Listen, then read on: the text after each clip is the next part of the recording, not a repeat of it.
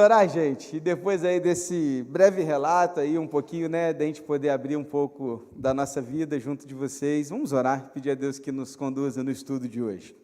Pai, eu quero te agradecer, Deus, por estarmos aqui, te agradecer porque o Senhor tem cuidado de nós. Obrigado, Deus, porque podemos retornar aqui e encontrar nossos irmãos bem, esta família, que é a família, uma família nova, não à toa nos chamamos de irmãos, e por isso somos a família do Senhor, e encontrá-los bem, Deus, nos alegra muito o coração. Que o Senhor continue a cuidar de todos nós. Obrigado pelo que o Senhor tem feito aqui nesta igreja. Continue, Deus, a levantar homens e mulheres do Senhor aqui, a salvar vidas e a fazer, Deus, mais e mais pelo Teu reino através das nossas vidas. Eu te peço isso. E agora, que esse estudo venha falar aos nossos corações, sejamos alcançados pela Tua palavra, e a Tua palavra alcance as nossas vidas, como a Tua palavra mesmo diz, uma espada de dois gumes que penetra nossa mente, medulas, coração, alma, para que então sejamos transformados pelo Senhor. É o que eu te peço e eu oro no nome de Jesus. Amém, Senhor. Vamos lá, gente. Quero convidá-lo a abrir a sua Bíblia, lá em 1 Reis, capítulo 16, e os nossos meninos vão também aí começar a colocar para vocês aí os nossos slides, que vão nos auxiliar, algumas lições e algumas frases, e hoje nós vamos falar sobre sem chuva, sem Deus. Checkmate, é a nossa série de estudos sobre os reis. Estamos no primeiro livro dos reis, capítulo 16, lá no finalzinho do capítulo 16, versículos de 29 a 34, será a nossa primeira leitura de hoje. E hoje não tem recapitulação. Se você não veio no último estudo dos reis, procura lá no YouTube, você vai encontrar lá um estudo exclusivo para que você possa lembrar de todo o pano de fundo que a gente está vivendo. Não vou recapitular, porque a gente já falou disso no último estudo que tivemos. Então já vou recomeçar, já ir entrando no próximo rei, que é o rei Acabe, tá bom? Mas antes de começar no capítulo 16, versículo 29, eu quero te levar para o versículo 25. Volta aí, por favor, em 1 Reis 16, 25. Presta atenção nesse versículo, porque ele diz assim, olha: Honre fez o que era mal aos olhos do Senhor, fez pior do que todos os reis que vieram antes dele. Onre foi aquele rei que transformou Samaria em capital de Israel. Aquele rei que veio depois de Zinri, que foi aquele que se suicidou queimando todo o palácio. Lembra disso? Então, Onre é quem assumiu depois deste. E ele, segundo o texto, diz que fez pior do que todos os reis que o antecederam. Você lembra que em todos os estudos, vez e outra, eu cito dizendo o seguinte: o padrão positivo dos reis é Davi, e o padrão negativo é Jeroboão. Você lembra disso? Então, quando a gente vai comparar do lado positivo, a gente fala de Davi. Quando a gente vai falar do lado negativo, a gente fala de Jeroboão. Só que agora mudou, porque Onre, ele conseguiu fazer pior que o padrão negativo, que era Jeroboão. Então ele fez pior que o rei Jeroboão. Aí quando você pensa assim, nossa pastor, não tem mais para onde ir, esse foi o pior rei então. Aí eu te levo para o versículo 34. Vem comigo agora. 29, perdão. 1 Reis 16, 29 a 33, diz assim: Acabe, filho de Onre, começou a reinar sobre Israel no 38º ano do reinado de Asa, rei de Judá. E Acabe, filho de Onre, reinou sobre Israel em Samaria 22 anos. Pausa. Lembra dos reis sul e norte? Então no sul está reinando Asa. E ao norte agora começa a reinar Acabe. Onre morre, e o seu filho se chama Acabe. Acabe passa a reinar no seu lugar, e segundo o texto, ele reinou por 22 anos sobre o reino do norte. Beleza? Agora olha o versículo 30. Acabe, filho de Onre, fez o que era mal aos olhos do Senhor, mais do que todos os reis que vieram antes dele. Eita, olha o padrão. Então, se Jeroboão era um padrão negativo e Onre conseguiu ser pior que ele, o seu filho Acabe ultrapassou seu pai e foi pior que Onre. Pior. Olha que padrão que a gente está agora, hein? Aí o versículo 31 continua. Como se fosse pouca coisa andar nos pecados de Jeroboão, lembra do padrão aí, ó, padrão negativo, filho de Nebate, Acabe foi mais longe e tomou por mulher Jezabel, filha de Etbaal, rei dos Sidônios, e serviu Baal e o adorou. Levantou um altar a Baal no templo de Baal que tinha edificado em Samaria.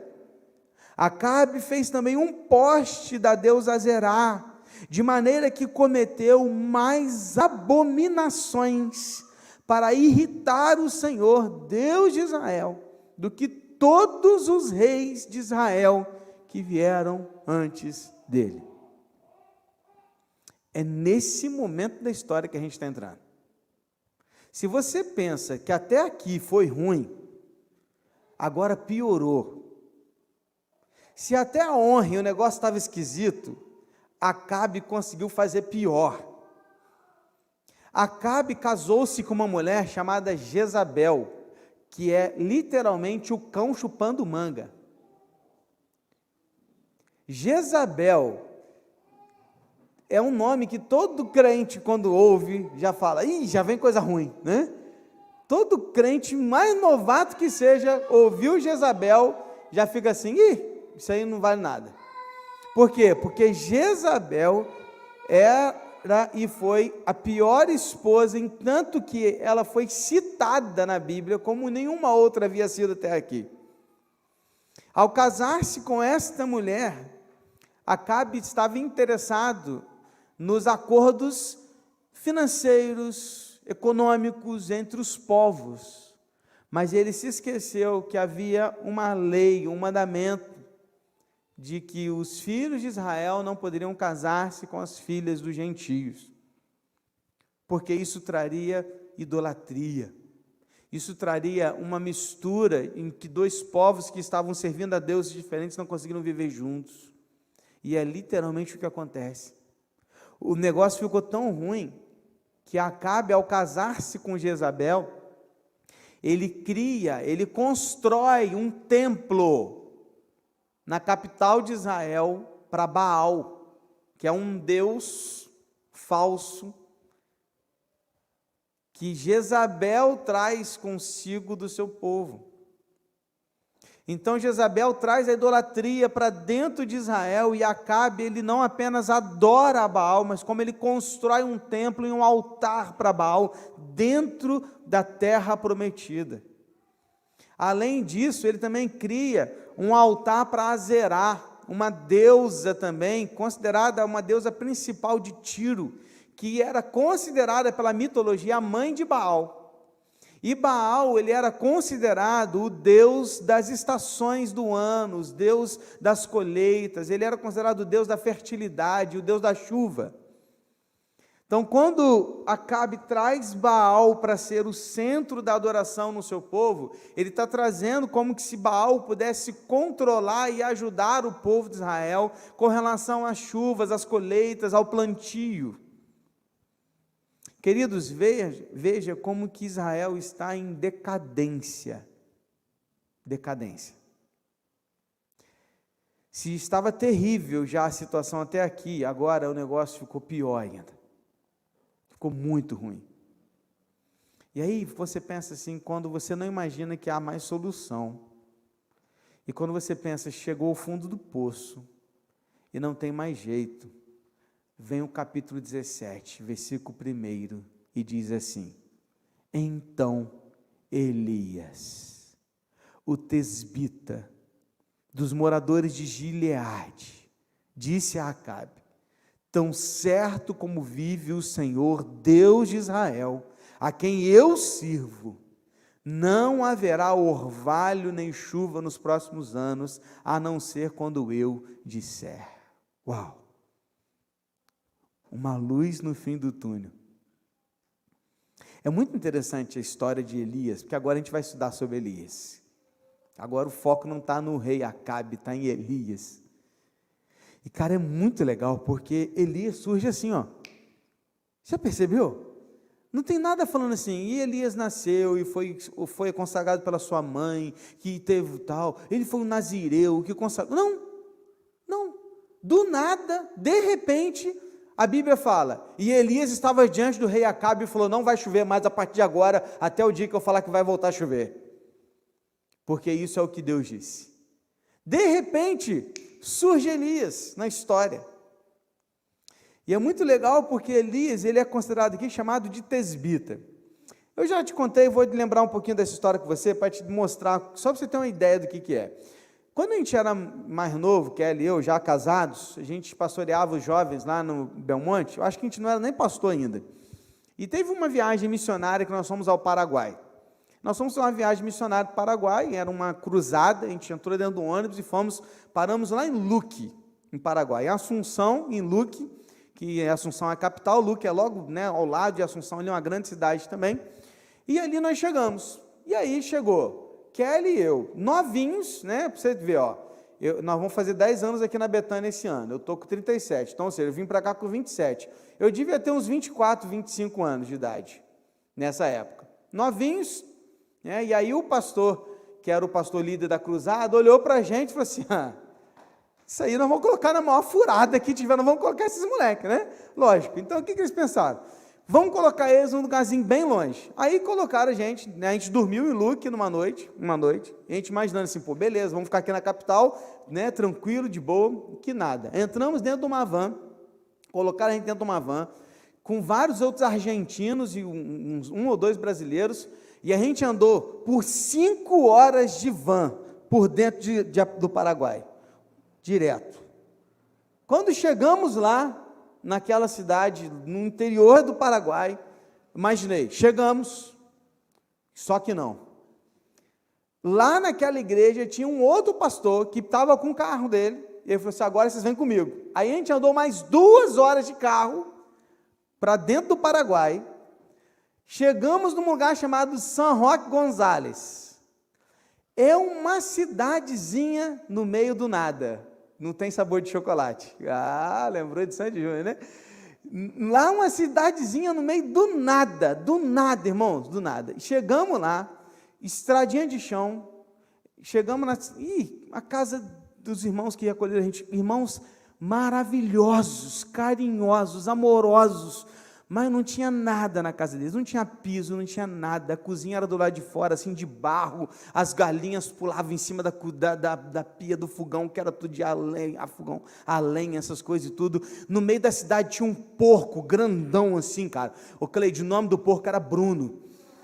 Cara, sério, sem brincadeira, Cláudio. Ele era bonitão. Cara, um porcão grandão, e era, cara, a atração da cidade. Ele andava no meio assim da cidade, sabe? Gente, era um lugarzinho minúsculo. Aí estava a gente lá, falando do evangelho, num portunhol, porque a gente não sabe falar espanhol, para uma mulher que não sabia falar português, ouvindo portunhol, para traduzir para o Guarani, para falar do evangelho para uma senhora que não fala espanhol, só fala Guarani, que era uma senhora de idade.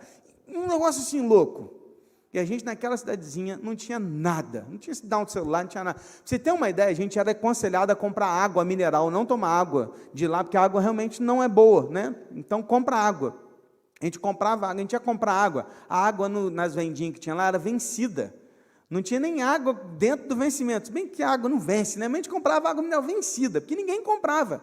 Então, a gente, no meio do nada, irmãos. 8 horas dentro do Paraguai, assim, não tem nada. Uma cidadezinha desse tamanho, assim, ó. Pensa agora nessa cidadezinha, e eu vou te falar, essa cidadezinha é mais ou menos a cidadezinha que Elias nasceu.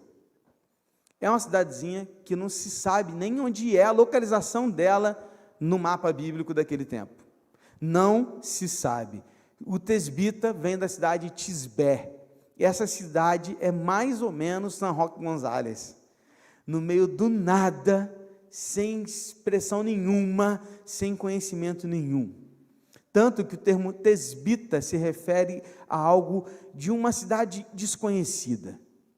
Então veja bem, Elias é um cara que surge do nada, de uma cidade que é no meio do nada, mas que chega para fazer um reboliço no seu povo com relação à santidade e à vida com Deus. Sabe o que isso me lembra? E me faz pensar? Que quanto mais você pensa que não é capaz de fazer algo para Deus, a Bíblia está te dizendo que você é. Não por você, mas pelo Espírito Santo que habita na sua vida. Assim como ele tirou Elias do meio do nada, para fazer isso, ele pode tirar você do meio do nada, para fazer a obra dele. Amém, queridos? Entra em cena Elias. Charles Swindoll, pode colocar a frase para mim, Lucas, agora aí. Charles Swindoll vai dizer o seguinte, olha, Elias é um homem cumprindo uma missão, declarando-se como servo do Senhor, Deus de Israel, enquanto à sua volta só existem evidências gritantes da adoração a Baal. Elias era um camarada gritando para todo mundo que Deus era o Senhor de Israel, enquanto todo mundo estava gritando que Baal era Deus. Ele estava indo na contramão de tudo quanto aquele povo estava falando. E Elias, ele surge justamente para fazer esse reboliço no povo de Israel. Você se lembra que eu te disse no início que Baal era considerado o Deus da fertilidade, o Deus da chuva, o Deus das colheitas, o Deus que controlava ou controlaria a chuva? Aí chega Elias e fala assim, não vai chover mais. Baal é o Deus da chuva? Então se liga, Acabe, a partir de hoje, não cai um sereno, um orvalho, uma chuva, não vai cair um pingo de água. Deus não vai deixar cair um pingo de água, até o dia que eu voltar aqui e falar que vai voltar a cair. Sabe quanto tempo se passou para que isso voltasse a acontecer? 3 anos e meio sem chuva. 3 anos e meio sem cair uma gota d'água em Israel. O povo de Deus dependia da chuva, da colheita. Sem chuva, logo haveria fome e seca. E por que isso estava acontecendo? Pela desobediência e pela idolatria do povo de Israel. Aí o versículos 2 a 7 vai dizer assim, olha, então a palavra do Senhor veio a Elias dizendo, saia daqui, vá para o leste, esconda-se junto ao ribeiro de Querite, nas mediações do Jordão, você beberá a água do ribeiro, e eu ordenei aos corvos que sustentem você naquele lugar. Elias foi e fez segundo a palavra do Senhor, retirou-se e ficou morando junto ao ribeiro de Querite, nas imediações do Jordão. Os corvos lhe traziam pão e carne pela manhã, bem como pão e carne ao anoitecer, e ele bebia a água do ribeiro. Mas, passados alguns dias, o ribeiro secou, porque não chovia sobre a terra. Então vamos lá. O versículo 1 falou que Elias surgiu do nada diante de Acabe e falou, não vai chover a partir de agora, até o que eu volto a dizer.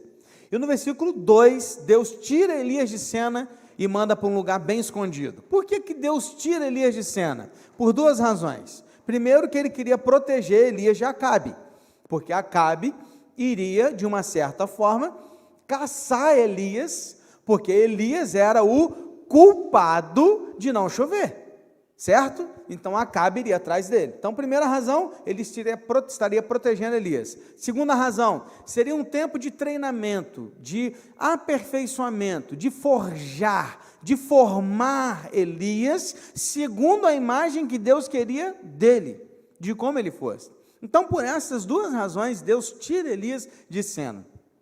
Por quê? Porque Acabe e Jezabel, como você vai ver um pouquinho mais lá na frente da história, eles vão perseguir Elias o tempo todo, querendo tirar a vida dele. Então, quando isso acontece, o culpado agora é Elias. É muito interessante isso, irmão. Sabe por quê? Porque a culpa era de Elias, não está chovendo? Elias só deu a notícia.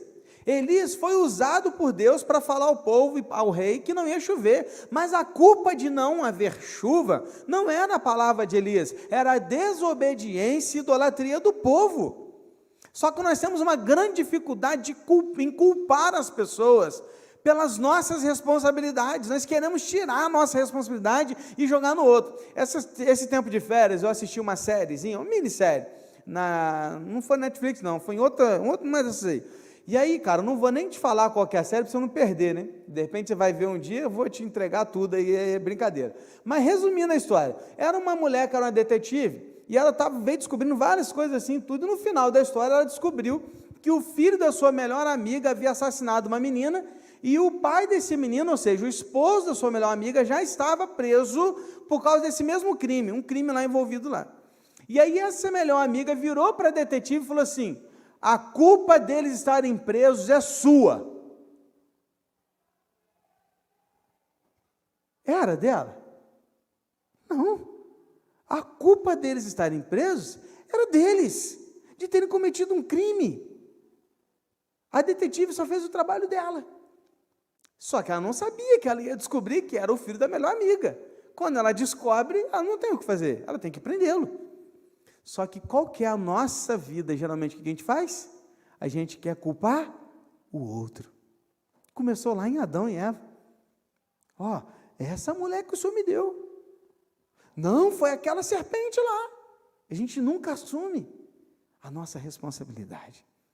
Então, uma lição que eu queria citar aqui, eu queria deixar para a gente refletir, está na próxima, diz assim: para de culpar os outros pelas consequências dos seus erros e pecados. Para de colocar a culpa no outro. Se responsabilize, vire para Deus e fala assim: eu pequei, faça como Davi. Eu pequei contra o Senhor, e a culpa de eu estar passando isso aqui é minha. Não é do Senhor, não é da coisa, é minha, eu fiz essa escolha. Porque foi minha mãe, porque foi meu pai, porque foi o marido, porque foi a esposa, porque foi o pastor, porque foi nada. Porque fui eu, porque eu fiz escolhas ruins, porque eu entrei no caminho errado, porque eu abri a porta que Deus mandou não abrir, porque eu entrei pelo caminho que não deveria ter entrado, e agora estou sofrendo as consequências por causa da minha escolha. Então a gente precisa ter responsabilidade das nossas escolhas. Vivemos hoje, gente, num mundo em que ninguém se responsabiliza por nada mais. É tudo culpa do outro. Não, vamos assumir as nossas responsabilidades. É claro que Deus estava cuidando de Elias, e ele sabia que Acabe iria procurar Elias para matá-lo, por causa disso, porque ele ia culpar Elias, e a culpa era dele, não era de Elias.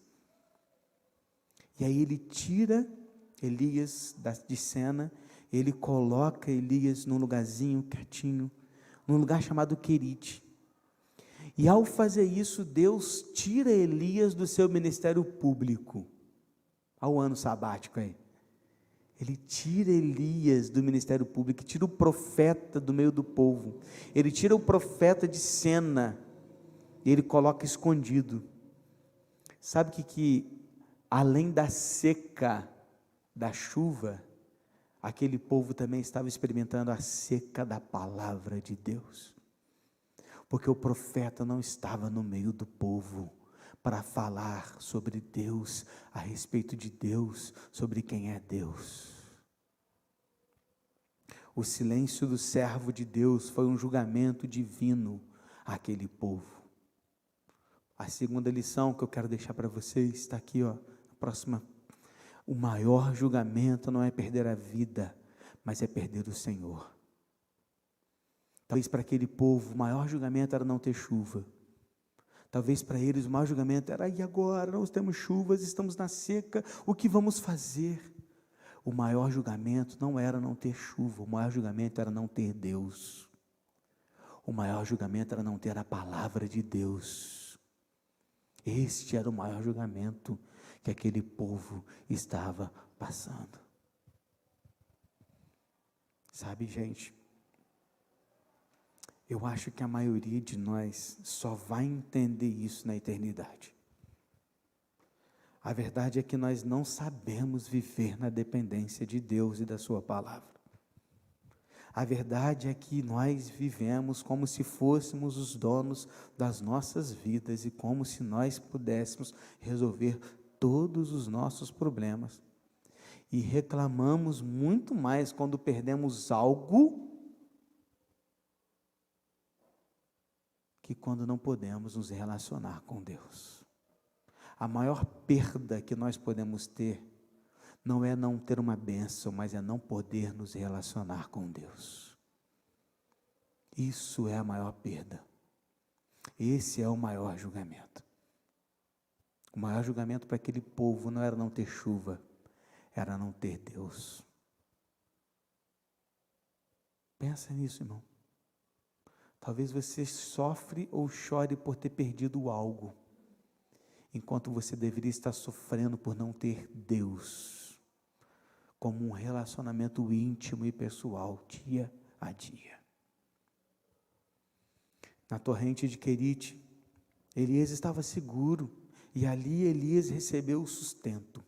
É interessante pensar porque as palavras no Antigo Testamento, principalmente, elas têm muito significado.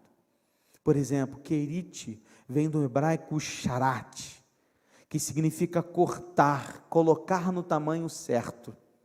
Muito interessante, porque Deus leva Elias para um lugar onde ele iria cortá-lo e colocá-lo no tamanho certo.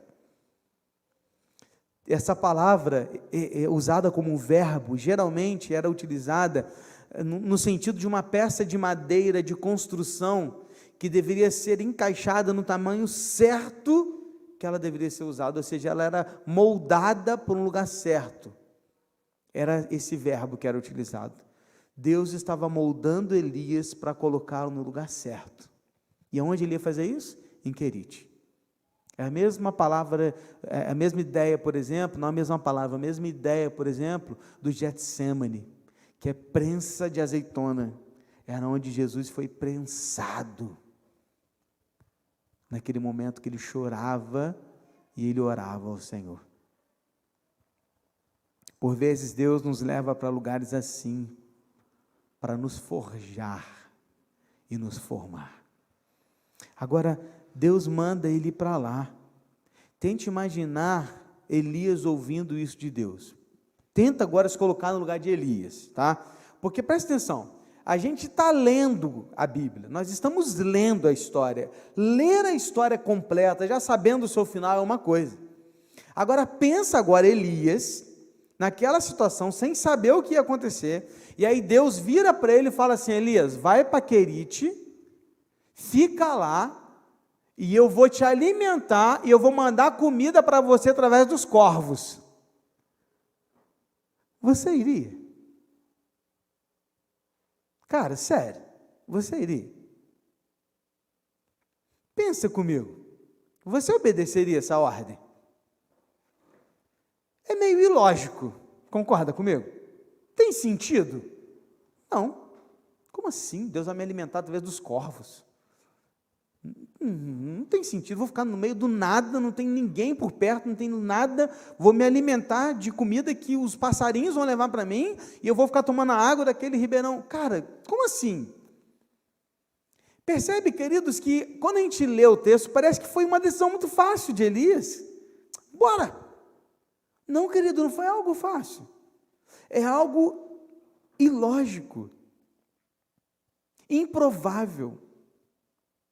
Mas aí entra a terceira lição desses nossos estudos de hoje, é que ordens divinas não se discutem, se obedecem.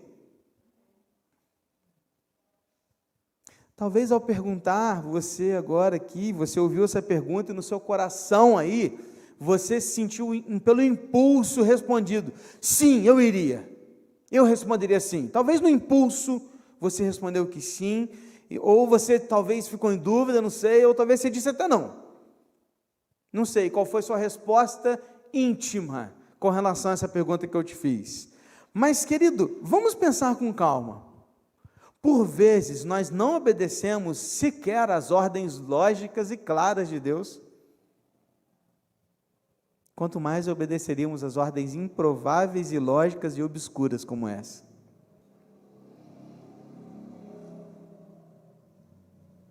Honra teu pai e tua mãe é uma ordem clara, lógica e fácil de entender. Honramos nossos pais e mães. Não cobiçarás nada do próximo, a mulher do próximo, o bem do próximo, a casa do próximo. Não adulterarás, que Jesus traduziu depois dizendo que não é só cometer o ato sexual ilícito, mas é o desejo, é o olhar, é o querer, que é muito ligado à cobiça também. O não furtarás, não matarás, que traz a ideia também de você desejar um mal para alguém. É simples, é claro, é direto e é objetivo. Cumprimos? Perdoem 70 vezes 7, é uma ordem clara, perdoem sempre. Amem uns aos outros, suportem uns aos outros, carreguem os fardos uns dos outros, chorem com os que choram, é uma ordem clara. Sede fiel no pouco ou no muito, não importa o valor, o que importa é o coração, é uma ordem clara. Façam discípulos, batizem, ensinem, é uma ordem clara. Estamos obedecendo às ordens claras, objetivas, diretas, lógicas e prováveis. Ordem simples. Eu gosto muito de uma frase de um autor, eu não me lembro quem foi que disse isso agora, mas eu me lembro que ele disse assim: a Bíblia não é difícil de ser entendida, ela é difícil de ser engolida. Porque entender a gente entende. Irmãos, eu fico pensando, quais seriam as respostas que daríamos no lugar ou nos lugares dos homens bíblicos? Pensa aí você, pensa comigo, que eu fiquei refletindo nisso. Ordens assim, do tipo: sai da tua terra, do meio dos seus parentes, e vá para um lugar que eu ainda vou te mostrar. Ordem ilógica, improvável. Estenda a vara para o mar que ele vai se abrir. Oi?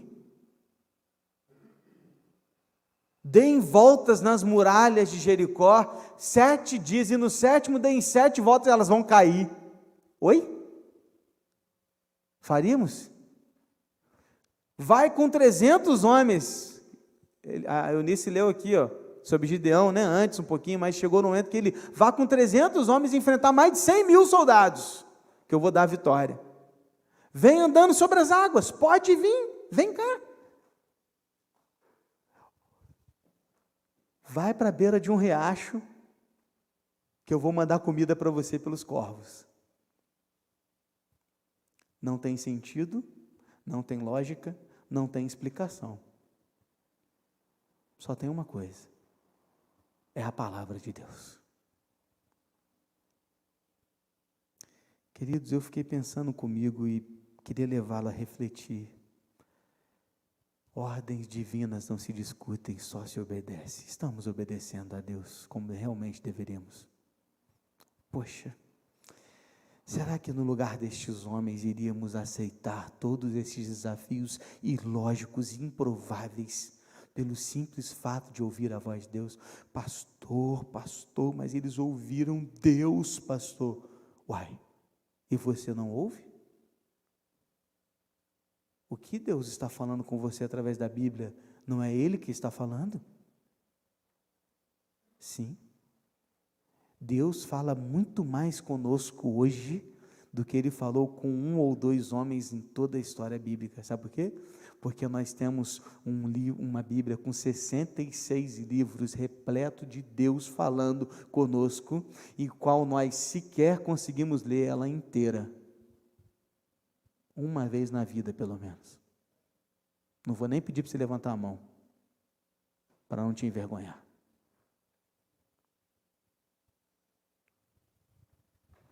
Deus está falando. Deus está falando. Deus não está em silêncio. Nós é que não estamos obedecendo. E ele simplesmente foi. Elias simplesmente obedeceu. Elias simplesmente saiu do seu lugar e foi para Querite. Todos os dias os corvos levavam comida para ele. E não era qualquer coisa não, tá? Era pão com carne todo dia. Já imaginou? Passava na Bracarense, pegava o pãozinho, depois passava naquele churrasquinho top, colocava dentro e levava para Elias. Tá aí, Elias, sua refeição de hoje está garantida.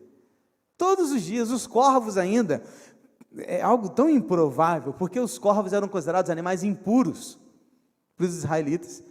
Olha que loucura, era mais improvável ainda, porque os corvos não podiam nem encostar no israelita. O israelita, ele era um israelita, ele olhava para os corvos e falava assim: rapaz, eu estou recebendo comida de um animal que eu não posso nem tocar, que é impuro.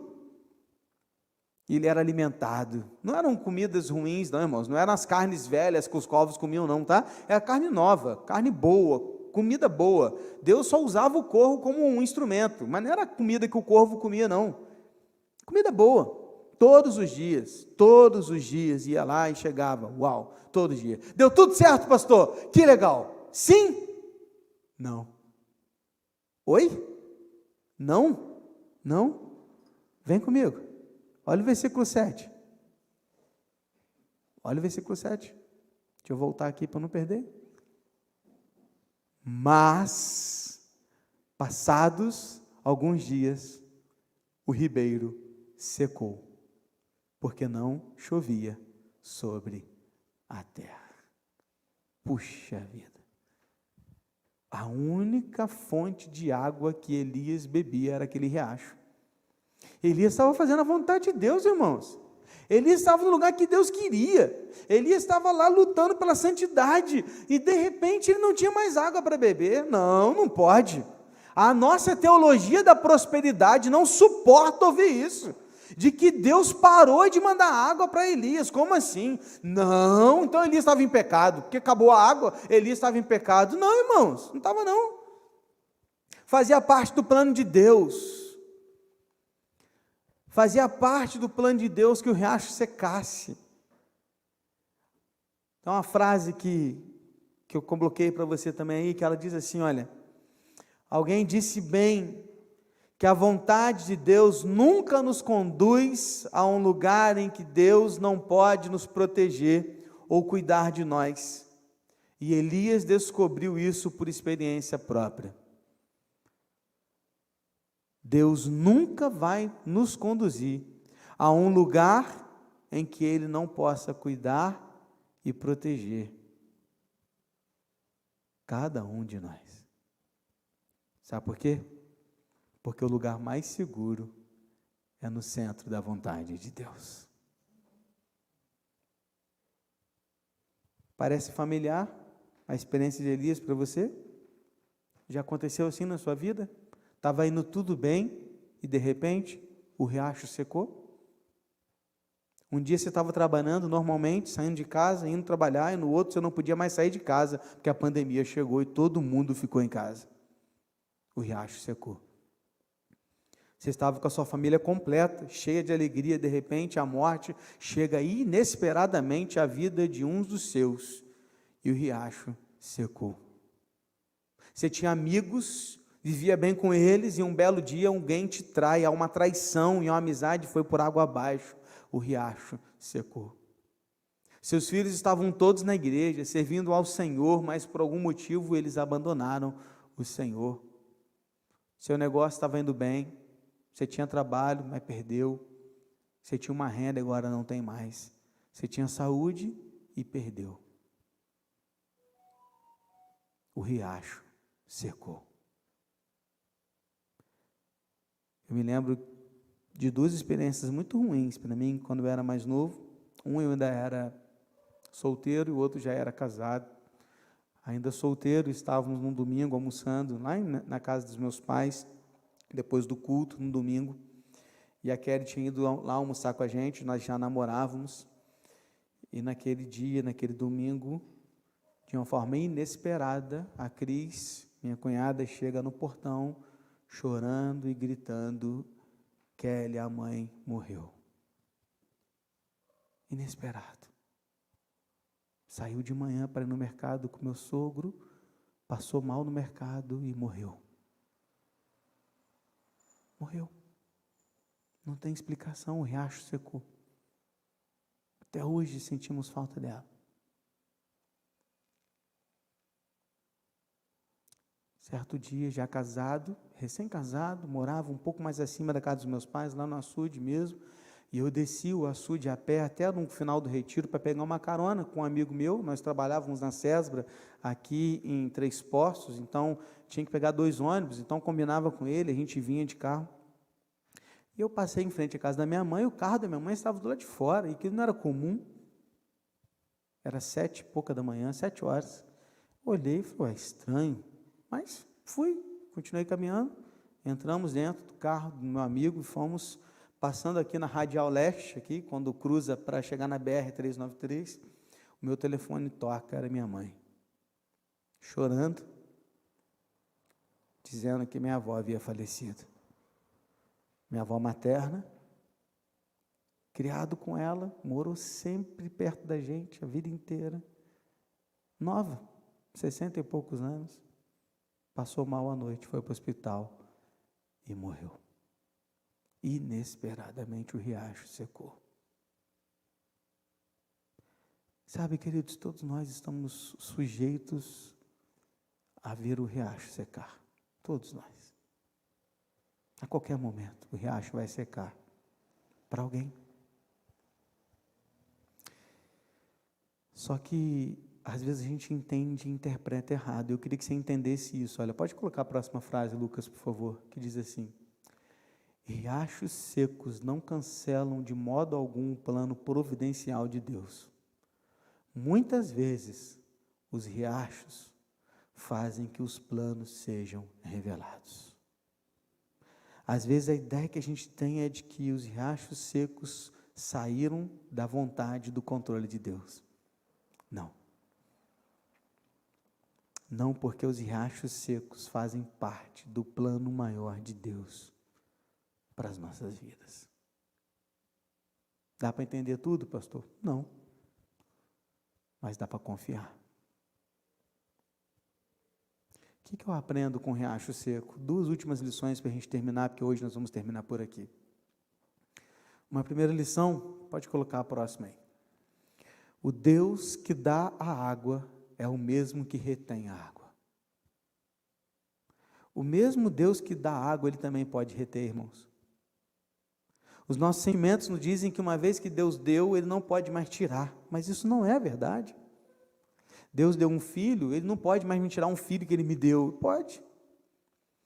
Se Ele te deu um bom emprego, um bom negócio, um bom trabalho, um bom salário, Ele nunca vai poder me tirar. Não, Ele pode. Pode. Deus me deu um carro, Deus me deu uma casa, Deus me deu... Então, nunca pode me tirar. Não, Ele pode sim. Ele pode. Sabe por quê? Porque o mesmo Deus que dá é o Deus que tira. Eu me lembro que na porta do Hospital do Retiro, quando ainda estávamos lá esperando desenrolar das questões da minha avó, o meu avô Enos estava ali na porta do hospital, mais de 50 anos casado, ou ia completar 50 anos de casado. Não, tinha menos, né? Minha avó ainda não tinha isso tudo de idade para ter 50 anos de casado, mas tinha um bom tempo de casados. E eu me lembro que meu avô olhou e ele falou a frase de Jó, e ele disse: Deus deu, Deus tomou, louvado seja o nome do Senhor. Por quê? Porque ele entendeu que o mesmo Deus que deu, foi o Deus que tirou. O mesmo Deus que dá água, é o mesmo que pode reter a água. Geralmente nós olhamos quando o riacho está seco, a gente se pergunta, como é que Deus pôde se esquecer de mim? Não, querido, Deus não se esqueceu de você. Nesse momento, Deus continua muito vivo e muito bem, e Ele sabe o que está fazendo. Isaías 49, 14 a 16 diz assim: mas Sião diz, o Senhor me desamparou, o Senhor se esqueceu de mim. Acaso pode uma mulher esquecer-se do filho que ainda mama? De sorte que não se compadeça do filho do seu ventre. Mas ainda que esta viesse a se esquecer dele, eu todavia não me esquecerei de ti. Eis que nas palmas das minhas mãos te gravei, os teus muros estão continuamente perante mim. Amém, irmãos? Não, Deus não se esqueceu de você, querido. Quando o riacho secar, lembre-se, Deus continua vivo, continua bem e continua no controle. Porque o mesmo Deus que dá, é o Deus que tira. E Ele dá na hora certa e tira na hora certa. Porque a hora certa é a hora que Ele quer. Por isso, viva cada momento como se fosse o último para a glória de Deus. Porque um dia o riacho seca. Tudo pode acontecer comigo e com você, mas uma coisa não pode. Deus não pode se esquecer de nós, porque isso vai contra o seu caráter, seu atributo, e Deus diz: eu jamais me esquecerei de você. Amém? Seu nome está gravado na palma da mão do nosso Deus, e Ele não se esquece de você, mesmo quando o riacho seca. Segunda lição e última: o riacho seco era resultado da própria oração de Elias. Isso é fantástico. Tiago 5,17 diz que Elias era um homem semelhante a nós. Isso quer dizer que ele era igual a gente, tá? Carne e osso, igual você e eu, sujeito aos mesmos sentimentos. E ele orou com instância para que não chovesse sobre a terra, e por 3 anos e 6 meses não choveu.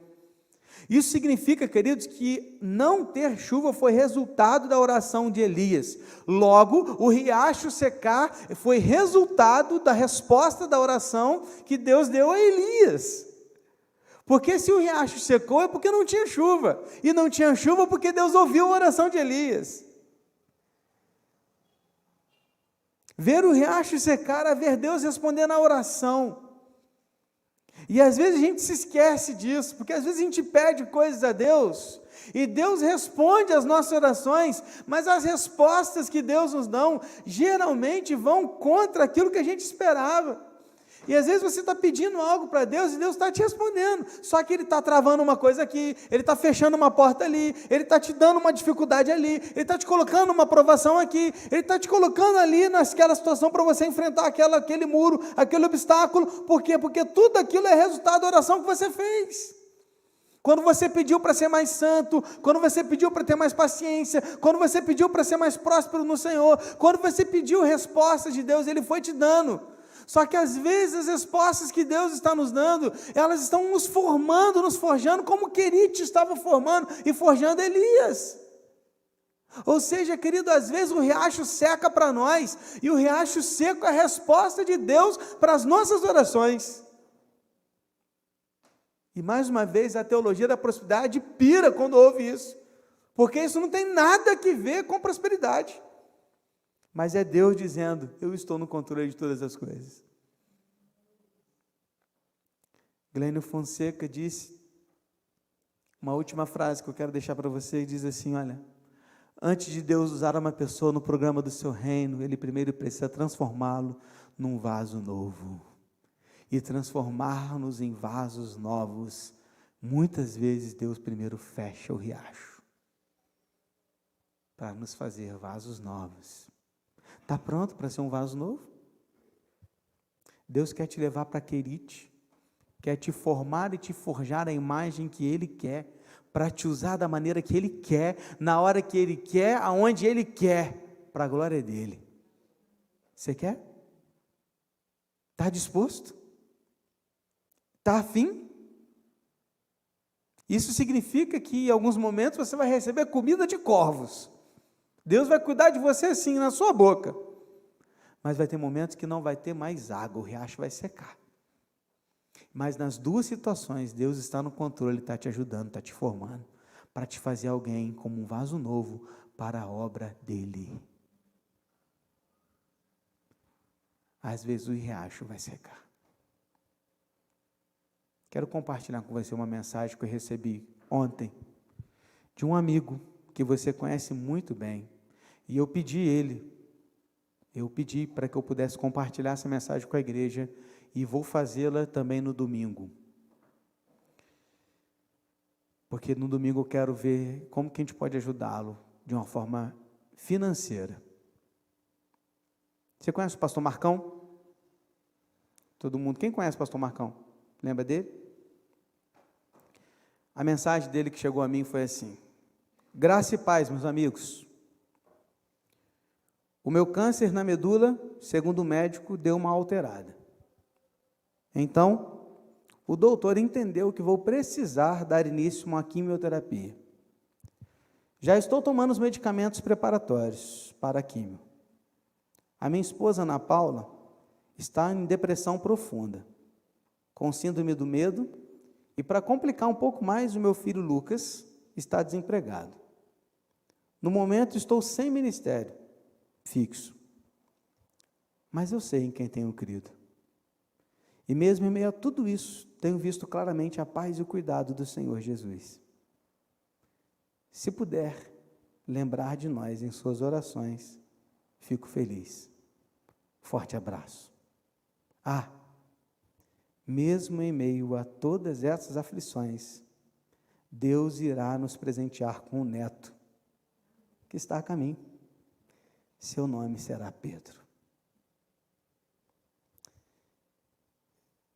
O riacho secou de novo para o pastor Marcão. Ele falou assim comigo, pastor, ele falou assim, Alisson, ele mandou isso aqui num grupo de amigos. Aí eu mandei uma mensagem no particular para ele. Sabe o que ele falou comigo? Eu disse, Alisson, eu não falei com você pessoalmente, porque eu sei que a sua igreja está em obra. E eu não quero atrapalhar a obra. Eu falei assim para ele, cara, se a gente precisar parar a obra para te ajudar, a gente para. Porque a obra é só obra.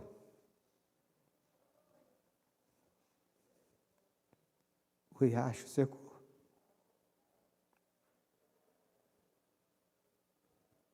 O que nós podemos fazer? Está ruim para você? Olha aí. Feche seus olhos. E pense como nós podemos fazer para ajudar a vida dele. Como que nós podemos fazer? Porque no domingo eu vou levar um desafio para nós, como Igreja Batista Betânia, levantarmos uma oferta para abençoar a vida dele. Não importa a obra, mas nós vamos fazer isso. Feche seus olhos. Talvez o riacho tenha secado para você também. Eu não sei como. Talvez você chegou aqui hoje, você nem esperava ouvir isso. Talvez você chegou aqui hoje, você esperava ouvir sobre outro rei.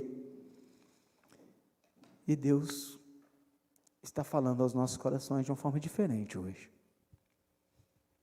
Eu não sei como está para você, se hoje você vive um tempo em que Deus está cuidando de você como corvos levando comida na sua mão. Ou se talvez hoje para você o riacho secou. De alguma maneira, sempre Deus está cuidando de nós. Eu quero pedir a você que coloque a sua vida diante do Senhor agora. E seja lá qual for a sua situação, lembre-se, Deus não se esqueceu de você. Ore pelo pastor Marcão. Ore pela sua família, ore pela sua esposa. Ore pelo seu filho para que abra uma porta de emprego na vida dele. O que nós podemos fazer como igreja para dar suporte a um irmão nosso? Vamos orar por isso e vamos agir. E eu te convido a isso agora.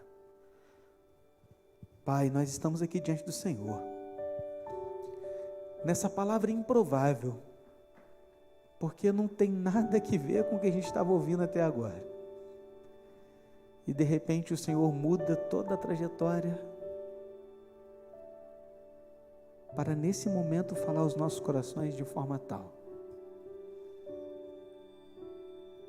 Às vezes é difícil entender quando o riacho seca.